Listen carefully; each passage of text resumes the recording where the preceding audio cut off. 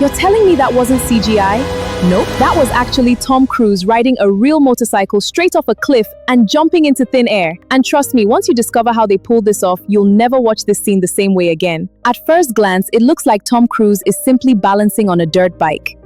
But look carefully. Above him are thick safety cables. Those cables aren't part of the movie. The cliff wasn't completely natural. The production built a massive launch ramp on top of a mountain in Norway. The wooden and steel platform extended beyond the edge of the cliff to create the perfect launch angle. Every inch, every degree, every bolt, as calculated by engineers before Tom ever touched the bike. The actual drop measured roughly 4,000 feet, giving Tom enough altitude to separate from the motorcycle before deploying his parachute. Now this is the exact moment everything changes. Watch the separation. The instant the motorcycle leaves the ramp, Tom pushes himself away, allowing the bike to fall independently while he becomes a human projectile. That isn't acting. That's physics. So why this motorcycle? And its suspension stays stable during the rapid climb up the launch ramp.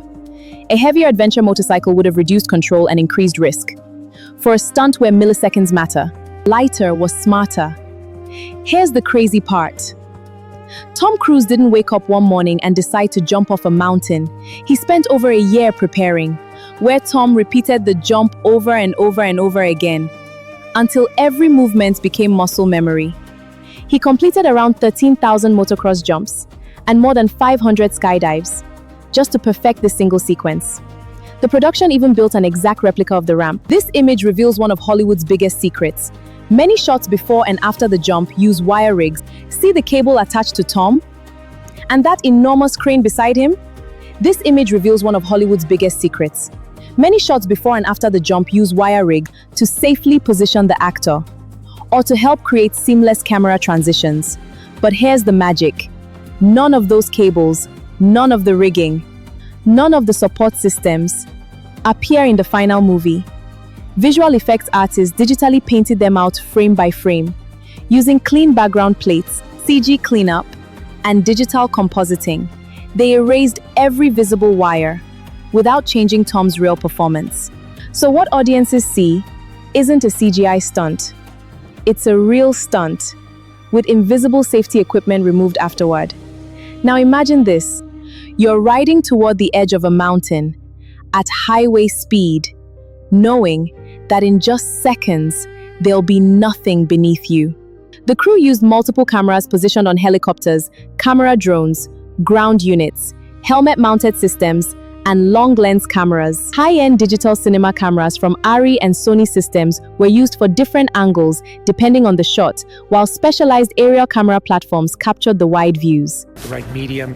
Even 2 years ago, the cameras didn't exist that would allow us to do what we're trying to do today. How do we involve the audience? I just want to give them that thrill. Each camera had one mission: never miss the jump. Director Christopher McQuarrie had one clear goal. He wanted the audience to feel genuine danger, edge of your seat suspense. That's why they insisted on performing as much of the stunt for real as safely possible. So, is Tom Cruise the greatest stunt actor? He's famous for performing many of his own demanding stunts, from hanging off aircraft to high-speed motorcycle chases and halo skydives. Still, it's worth remembering that every one of those moments is made possible by highly skilled stunt coordinators, engineers, safety specialists, pilots, camera crews, visual effects artists, and stunt performers working together.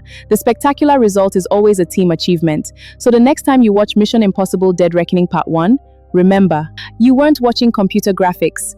You were watching months of engineering, thousands of practice jumps, hundreds of skydives, Hollywood's best technicians, and one actor who was actually willing to ride a motorcycle straight off a mountain. Now that is movie magic mixed with real courage. Would you have the nerve to do it even for $100 million?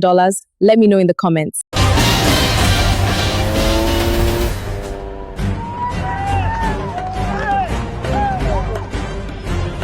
You guys.